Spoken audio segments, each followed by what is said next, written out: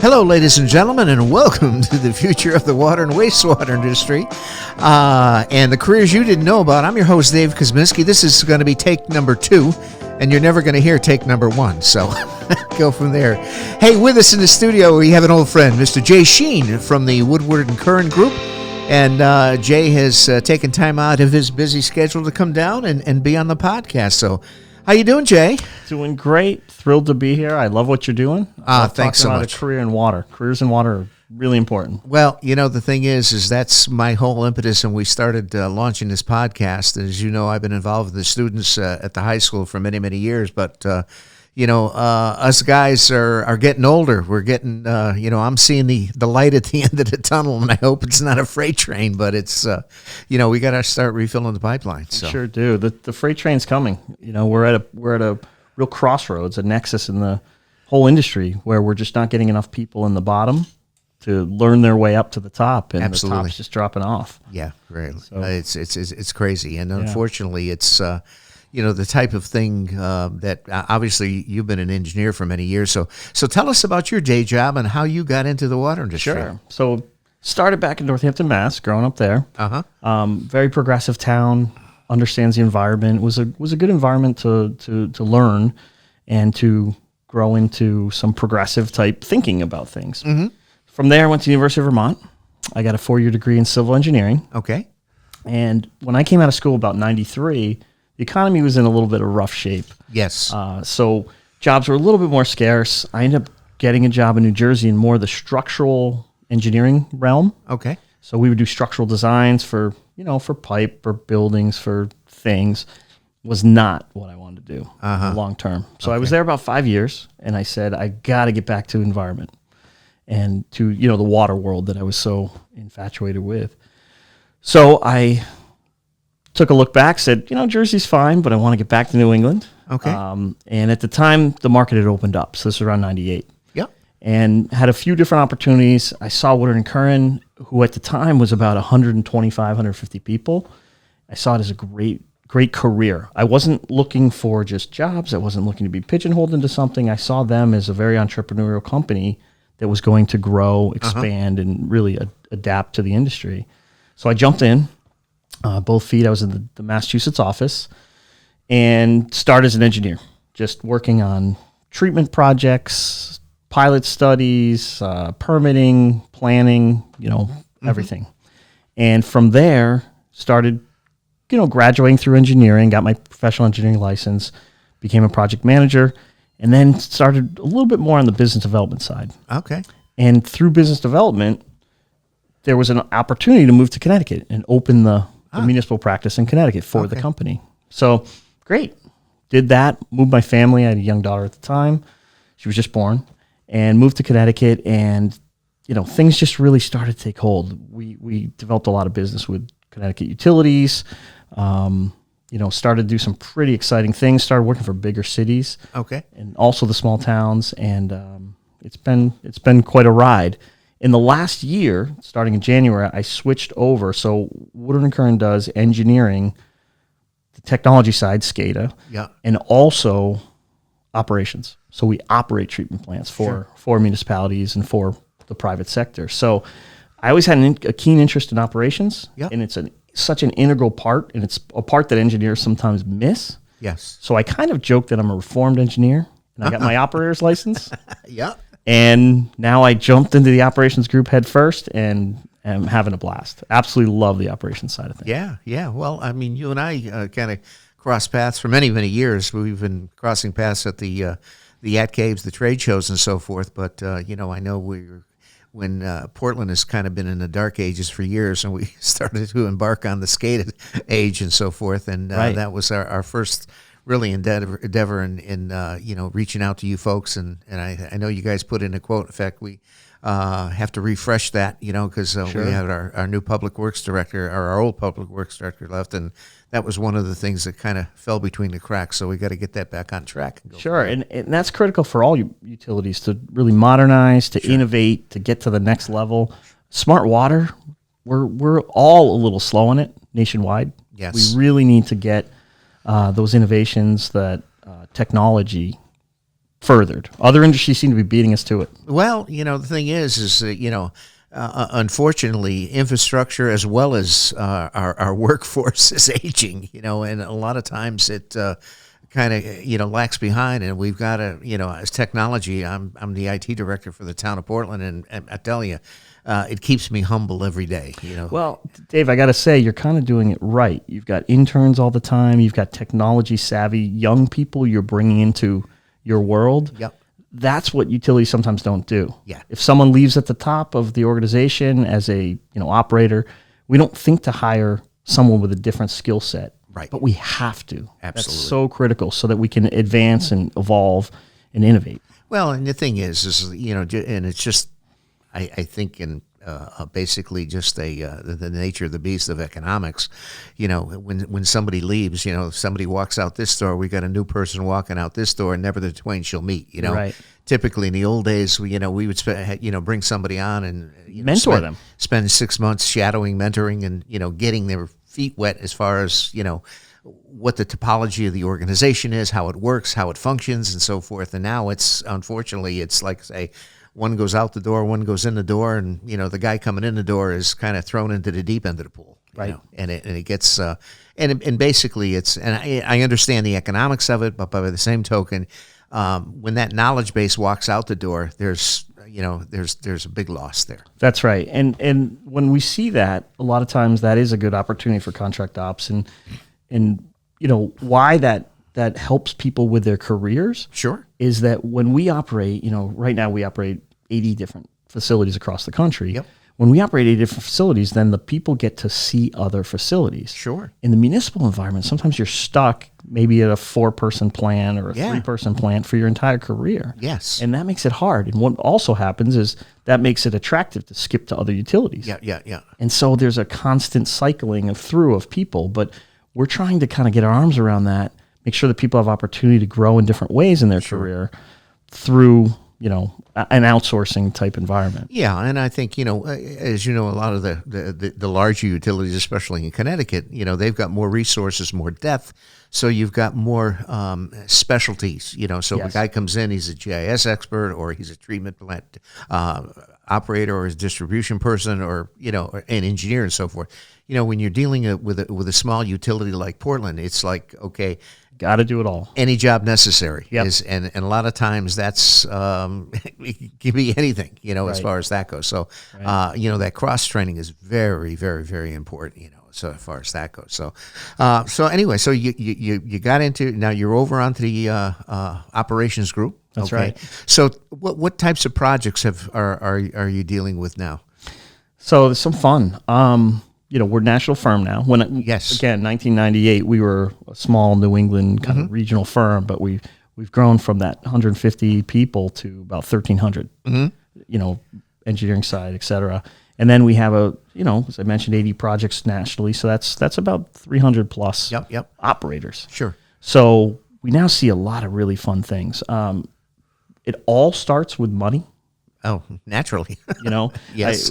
I always joke that we don't have engineering problems, we don't have technology problems, we have money problems. Exactly. So if we fix the money, then we can do a lot of fun things. Yes. And there's a lot of funding now. Yes. So, we have a funding team, and the funding team finds that money for our clients. Yeah. And then we can really innovate, we can apply new ideas, new things. So some of the fun projects, we've got recycled water. Yeah. A lot of fun. Yeah. We're doing recycled water all throughout California, through the Southeast, the South. And so that's been fun to watch. We've got a lot of nutrient removal projects. Okay. We just started one in November in Florida. It's kind of the first of its kind. There's a very impacted lake, Lake Apopka in Florida. Okay. And we are now taking hundreds of millions of gallons a day, removing phosphorus and putting it back to the lake. Nice. And we're seeing real impact, environmental positive impact from this type of arrangement. So we think there'll be a lot more facilities like this throughout the country at some point. Yeah. So that's fun.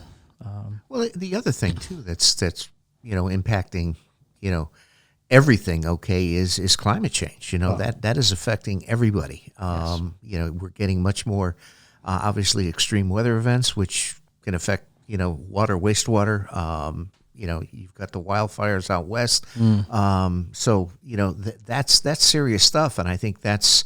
And as many people will say, it's a hoax. It's not. It's real. Oh, it's real. We're seeing it every day. And that's the sooner as we recognize that, the better off we're going to be.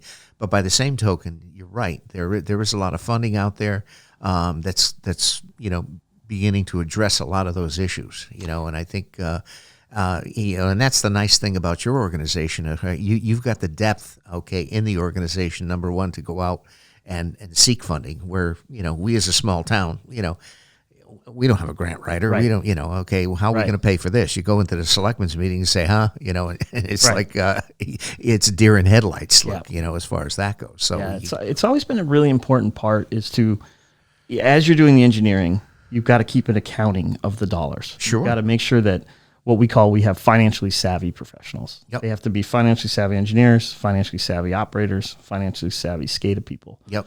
And that's what the industry's turning to. Is everyone needs a financial head. Yeah. So as we bring the new people in, we've got to get them educated quickly. Sure. In the finances of utilities. Yeah, exactly.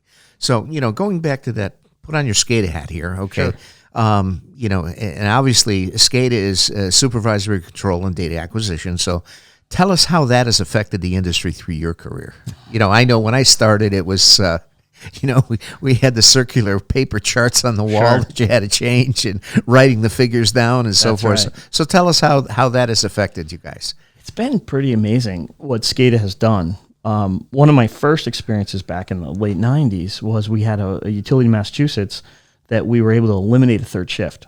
So they had to run 3 shifts according to their permit. Mm-hmm. So we were able to go to Mass DEP and say, hey, if we automate this plant better, we can eliminate a third shift. Now, think of the impact, the financial impact. Yes. We weren't necessarily eliminating positions because they can do other things. Utility always needs other things, but what they're able to focus on and how much more they can do when they're not sitting there trying to operate and the plant can operate itself. Yes. They can go out in the collection system. Sure. They can go fix pipe. They can do some of the proactive things that are so hard to get to. They can lay water main. They can exercise valves. They can flush, and you name it. Exactly. So this utility benefited. We did the math. They were saving hundreds of thousands a year on reallocating the staff, and it was only a couple $100,000 to do the automation. Yeah. So the payback was immediate. Sure. And they've benefited for over a decade now. Wow. Almost 2 decades, right? Right. So, it's with the SCADA, basically it's just kind of a repository for all of that stuff that we used to have to physically go around and collect manually. Well, and then take it a step further. Today, as we put in new SCADA projects, we're putting in AI or machine learning, so artificial intelligence. So really, a human has a hard time. There's only so many parameters your brain can handle at one time. Mm-hmm. And economics is often one that either overrides it all or you forget about it. Yeah. The computer can factor in all those things and make better decisions. Sure. So the AI goes in, it just watches human decisions. Yep. And then starts to see the positive impacts from those decisions and is able to adjust. Yep. So it learns. Sure. That's where we need to get with smart water. We have to get enough meters, enough sensors, so that the computer can do even more. Yeah. And then we have to trust it because sometimes we don't. Yeah. Well, there again, technology is moving at a rapid pace. And, I can kind of make an analogy of that, when the Nest thermostats came out, and they put this thing, hey, you put this thermostat in, it automatically learns when you come home and when you leave. So it turns the heat up, it turns the heat down and all that kind of stuff. So this is kind of the same thing at a much more intricate level. It is. However, Nest thermostats are out there. Yes. People in homes who are, let's just say, unintelligent buyers are using them. Yeah. And then we have these very intelligent people, operators, directors, superintendents, afraid of it. Yeah. We've got to move on. We've just got to, it's got to be like, the analogy I always use is, it's like cruise control in your car or intermittent wipers. Yeah. You didn't really ask for it, but the car company started giving it to you. Sure. Yeah. That's what the engineering firms, the innovative ones, have to start doing. We just have to start presenting it. And educating people. Yeah. Well, years ago, I mean, they marketed, the GPS units that, you put on your dashboard in your car. Now it's on your phone. It's a phone. It's a phone. We don't have a standalone device for GPS anymore. Yes. It's all integrated. It's on your phone, and most cars have it installed in their dashboard. So That's right. whatever. So and that's again, that's where technology is. That's where it's going, and it's going to keep going. And the younger people we bring into our industry, the more we're going to be able to do that. Sure. And sometimes the older people are a little less receptive. We didn't need that call anyway. I'm glad it's not my phone. That's my voicemail. So it's like, okay. So anyway, I mean, that's the thing. And, the other side of that, as our workforce, as you know, is aging. A lot of those older operators, are apprehensive about learning that new technology. Yes. And so it's a kind of a double-edged sword. Yep. You got to start bringing them along too. As far as that goes, and if you have the luxury of bringing young people, you can assign them, that, and the older people can keep doing their thing, and the balance, the hybrid workforce is going to be able to handle it. Yes. And that's why we need more diversity in our industry. Mm-hmm. Diversity of thought, diversity of people, diversity of backgrounds, diversity of education. Sure. Because they bring different things, and together that makes a really great composite team. Sure. Again, as I, contemplating launching this podcast and said, this is something I think we need to do. What advice would you give to a high school senior, or maybe early college freshman, as far as, about, looking at career paths? What would you say? I mean, the first thing that I would say is it's a career. It's not a job. Yes. So we're all passionate. I know you are, I am, about what we do. We're passionate about clean water. We're passionate about being able to tell someone that, we're cleaning the world. We're helping people. It's service. It's service to a community. Yep. That's a career. Yep. It's not a job. Exactly. So, and as I keep saying on every podcast, the water industry isn't a career that you can outsource. I mean, you need boots on the ground. Absolutely. Okay? You've got to have people out in the, in the distribution system, fixing the leaks, doing what needs to be done, as far as that goes. And it's not something like technology. You call a help desk and you're speaking with somebody in India. That's right. I mean, even the contract operations sites we have, those are people that live in the community, right? Our employees are really municipal employees. Yes. They just wear a different shirt because that's the model that we can support the community more with. Sure. But you can't outsource it in that way. You are insourcing it, really. Absolutely. And the thing is the technology has gotten better and better, with the SCADA capabilities and so forth. When we get, an alarm at a plant, back in the old day, everybody had a pager. The pager went off, and you had to go into the plant. Okay, see what went wrong. Now, with the technology in SCADA, you can just log in with a laptop and say, hey, do I need to go in? Do I need to go in? Yes. And sometimes you do. Yes. I mean, there's certain things that you always have to go see. But a lot of times it's a nuisance alarm, maybe a tweak, maybe something you could turn a pump on or off and see how that reacts. Sure. Well, a high water level on a tank.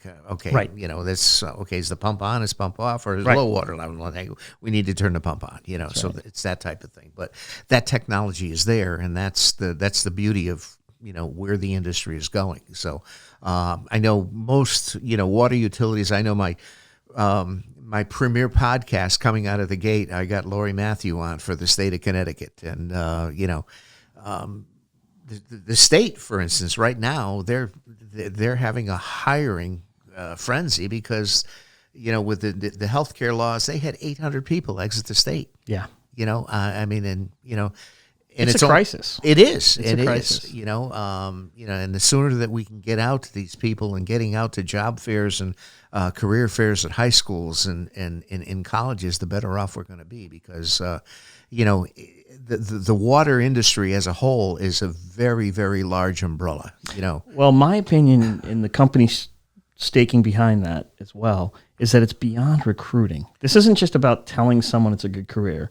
It's more of what you've done, Dave. It's more of educating. It's more of grabbing people, educating them, giving them an opportunity, helping them get through certification or licensing, and moving on from there. So to that end, we've got we're starting to develop a short course Yeah. So we can bring people to a treatment plant. Okay. Hands-on experience. Okay. Very similar to what you're doing.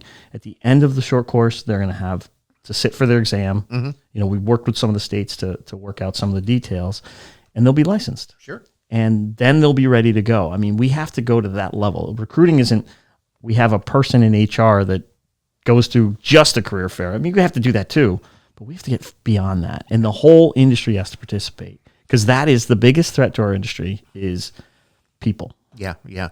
Well, I think one of the things that I've been fortunate enough to participate in MDC is our Metropolitan District in Hartford. Scott Jellison out there, it created about 6-7 years ago, okay, what they call a Learn and Earn program, okay? And I was basically brought on to, and the Learn and Earn program is basically they send out invitations to all of the area high schools in their 8 towns, okay, and recruiting people, students that would like to come as an internship. And basically it's a 4-week program, okay, where 2 weeks of the program I would educate them on, a lot of the nuts and bolts of the industry of why we do this and why we do that, and so forth. And then the last 2 weeks of the program, basically they embed them in a department, and they're getting paid to do this. That's great. And, my cohort who I started the Water and People program, Seb Augustino, obviously he's retired, but I've recruited since his retirement. I recruited Wes Winterbottom, okay, out of Gateway. So Wes taught the boot camp with us this year. Obviously, we had 2 years of COVID that we didn't do anything. Sure. So we're playing catch up. But I think these type of opportunities that we can avail students of, I think it's an idea to again. Build some hands-on, experiences that kids, come in, because, you not only you don't have to be a water operator or a distribution operator. You can be an engineer. Sure. Okay. You can be an equipment operator. You can be an HR person. You can be an accountant. Okay. You can be a meter reader. Okay. Be public outreach. Exactly. And a lot of the larger utilities, okay, have all of these positions that, you can, make yourself available to, and it's the type of thing. But you just have to realize that, connect the dots that I can do this in the water industry, right? And it's that type of thing. It's so important. It really is. But your program that you did in the high school, particularly, is the one that I think should be the model. I mean, the MDC one's great too. And I'm on the Simsbury Sewer Commission. Our WPCA. I'm the vice chair at the moment, and we always have an intern. Every time we can, we get a high school, year round, whenever we can. And I've seen one of those interns was a neighbor of mine. Yeah. He's now has a career in the environment. Okay. He's now, an engineer working for one of the consulting firms. There you go. In the environment. Would he have done that without that experience at the plant? Probably no. Probably not, though. Probably not. Yeah. But I really do think the program you did in the schools is the model. And that's what we're trying to kind of emulate in our short course, is really get them engaged. We're talking about a nice workforce as the veterans. Sure. And they are very deployable because they're willing to travel. They're willing to relocate. Yeah. Because that's the issue. Yep. When you train them in a certain area, are they able to go somewhere where there's jobs? Because there's only so many jobs in Portland, Connecticut. Well, exactly. That's the thing. And the other thing too is that my course, the high school, obviously, COVID put a big damper on all in-school learning and so forth. And Wes and I have been communicating. I think we have to put our heads together and have a meeting, because I think the curriculum that I designed, basically, which was approved by the state health department with Bill Sullivan and so forth, okay, is a 72-hour contact course. Okay, it's basically designed for high school seniors, right, that they can take in their second semester of high school. And we've got some really good inroads, because I've also been able to develop some MOUs with the Gateway Community College. So if you pass and get your certification, you also get advanced credit towards their Environmental 101 class. Which is great. So it's a carrot. It's a win-win. But again, since the COVID thing, I think what I tried to do after I taught it in Portland, I taught it at Bloomfield High School. But you're tying your wagon to one specific school. But I think if we can kind of develop an online course, okay, that we can, broaden our tentacles, so to speak. You don't have to, tie your wagon to one school or one organization. That's right. And there's a lot of schools, and particularly colleges, that are really getting into the water industry. Yep. So Florida Gulf Coast is building the biggest water school in the country right now. Georgia Military Institute is trying to develop a track for water professionals. There you go. So they're looking at lab equipment and what needs to be done. Gateway's always been Wes has done a fantastic job. He's been around. He's again one of the patriarchs of the whole industry as far as that goes in education, and he has a very, very he has a passion for that, and he has a great communicative skill, and it works out very well. So you're right. If we can collect them all together and really get on mission, we can change this crisis that we're in. Well, this is a start. I'm glad you came on the podcast, because this is, again, what it's all about. And like anything, it's not every student coming out of college or coming out of high school is meant to go to college. Right. But with this industry, you have those opportunities that you don't have to go to college. Nope. I mean, you can start out as a meter reader. You can start out as a construction, and grow in that career, because it is a career. Absolutely. So anyway, Jay, thank you so much for coming on. So as you know, I'm a musician, so I have a couple questions here. Great. So what's your I know you play guitar, okay? So a little bit. I played more drums. Okay, well, that's all right. All right. So what was your most memorable concert you went to? Well, most memorable, it's kind of ironic. So in college, I went to see the Red Hot Chili Peppers. Okay, yeah. And this was in Burlington, and Pearl Jam and Smashing Pumpkins were opening bands. Yeah. So that was a good show. I just saw the Chili Peppers at Fenway on Saturday. Steve Smith. So Drummond. Yeah. Chad Smith. Chad Smith. I'm sorry. Yes. But yeah, great experience. Probably one of my best. Okay. I was always a big punk fan, so I had some Western Mass things that happened. Okay. Replacements, Tom Petty, you name it. Could go forever. All right. So then, Desert Island album. If you got stuck on a desert island, what album would you bring? I think you got to bring the White Album. It's a 2-record set. I just think you have to. Yeah. I think the Beatles have, and you'd be surprised how many people that we ask that question to on a podcast. The White Album is usually, out of 5 podcasts, it's probably mentioned at least out of 3 of them. Yeah, it's hard not to. Okay. Last thing, desert island food. If you're stuck on a desert island, what food could you eat every day? Okay, gonna go a little different here. I make beer out of recycled water. Really? That's what you need on a desert island. So we call it Poo Brew. Okay. We have fun names. We have Flush It Down Brown. We have Porta Potty Porter. All right. We have, you can have fun with that. So I like it. I would bring Poo Brew made out of recycled water. Fantastic. All right, ladies and gentlemen, that is our episode number 32 of the Future of the Water and Wastewater Industry and the Careers You Didn't Know About It. And Mr. Jay Sheehan is in the house. So, Jay, thank you so much. And that concludes this episode of the Future of the Water and Wastewater Industry and the Careers You Didn't Know About. And make sure you click and subscribe and leave a comment down the bottom, okay? And tell us how you like the podcast. And if you want to be on the podcast, hit me up and we'll go from there. So thank you so much. I'm your host, Dave Kozeminski, and that is all.